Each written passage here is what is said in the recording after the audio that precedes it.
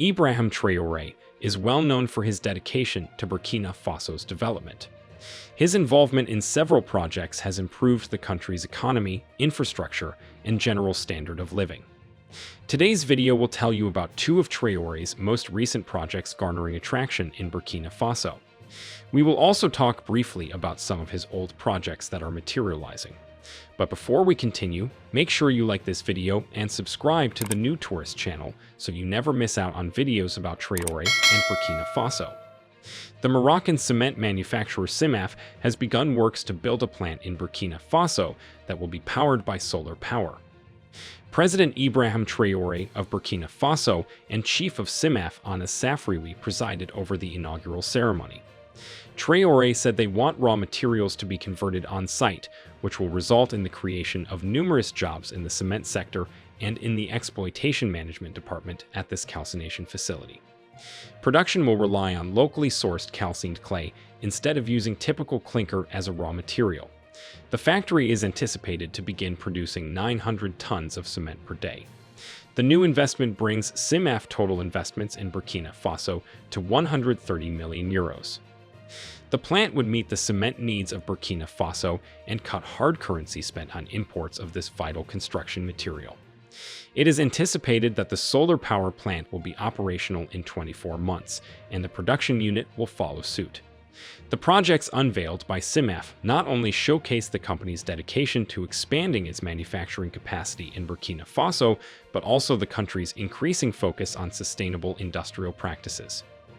These initiatives usher in a new era that combines the values of the green economy, paving the way for a more environmentally conscious future in the region. The CEO of CIMAF emphasized that the ceremony was the result of cooperation between Morocco and Burkina Faso, strengthening the always fruitful South-South cooperation that exists between the two countries and paving the way for a more environmentally conscious future in the region.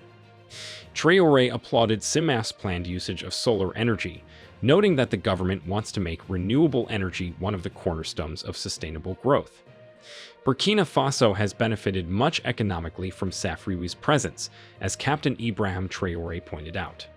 He mentioned that the company supports the livelihoods of over 1,600 individuals indirectly and directly employs over 400 people. Traore stated that he believes the solar unit with the cement factory will lower production costs. We anticipate that in a few years, this technology, which is expected to gain popularity, will lower the price of cement, he added. Burkina Faso's solar plant project is a significant leap towards addressing the country's energy needs. As of 2020, less than 23% of Burkina Faso's population had access to electricity. The country has been heavily dependent on electricity imports from Ivory Coast and Ghana, which account for up to 30% of its consumption. This project is in line with Burkina Faso's goal to achieve 95% electricity access for urban areas and 50% for rural areas by 2030. In addition to offering a clean, renewable energy source, the solar project will lessen the nation's reliance on imported power. It is important to note that Burkina Faso has signed an agreement with Russia for the construction of a nuclear power plant to further meet the energy needs of the population.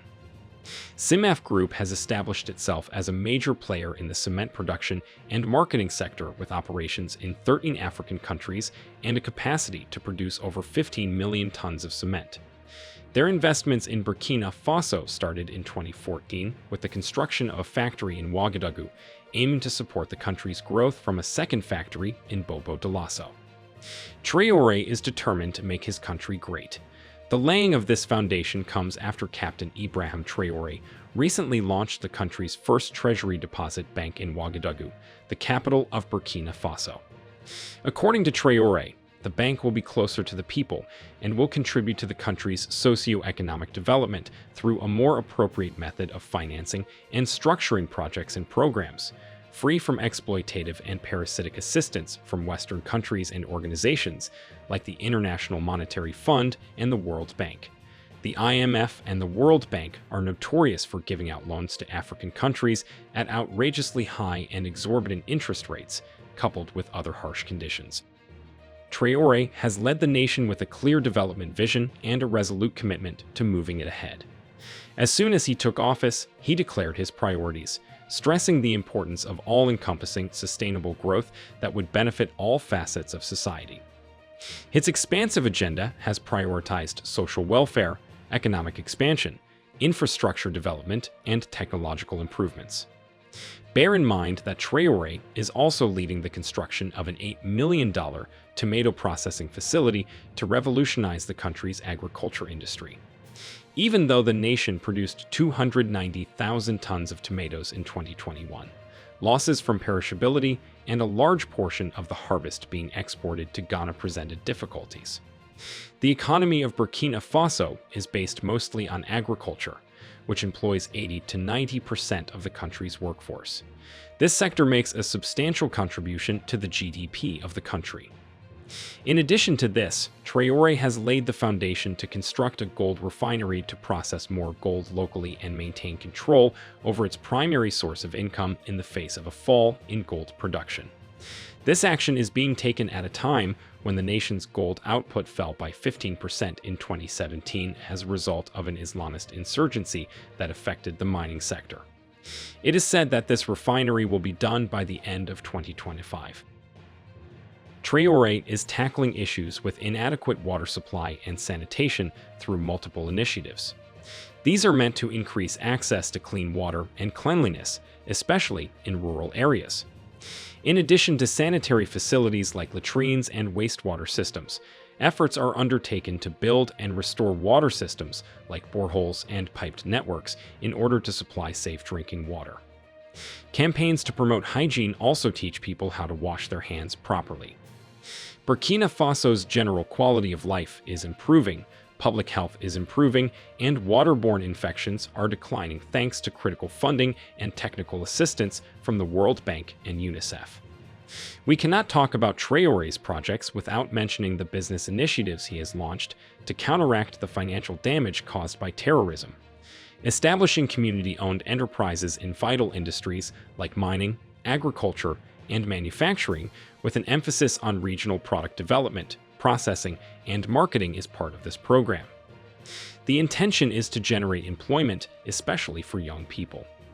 Traore's projects will have a significant impact on the nation. They will boost the nation's competitiveness abroad, raise living standards, promote economic growth, and open up job opportunities. The cement project will reduce the cost of cement in Burkina Faso. Isn't this great? We should note that this project is not only beneficial to Burkina Faso, Niger and Mali will tap in from this since they work hand in gloves with Traore.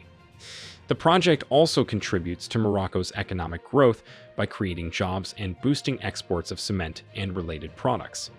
As a pioneer in green cement production, Morocco reinforces its position as a leader in sustainable industrialization and clean technologies. The project strengthens Morocco's influence in the West African region as a key economic and development partner. Morocco will diversify its export base, reducing reliance on traditional markets by expanding its market to Burkina Faso and potentially other West African countries. The groundbreaking ceremony for CIMAF's new calcined clay unit and solar power plant in Burkina Faso is therefore a significant milestone in the region's drive towards sustainable industrialization. In addition to lowering carbon emissions and generating new economic opportunities, this massive project will transform the cement industry in Burkina Faso. We will keep updating you as the project materializes. All this is happening at a period when Putin has increased the number of Russian military in Burkina Faso. So, people are certain that this project will run up till its completion. Whatever the case, do you believe that the cement factory and solar plant project will be complete by 2025? Will Morocco also work with the other countries in the Sahel? Let us know what you think in the comments. Do not forget to like this video and subscribe to the New Tourist channel. Turn on notifications too so you get notified whenever we upload videos like this. Thanks for watching and see you in our next video.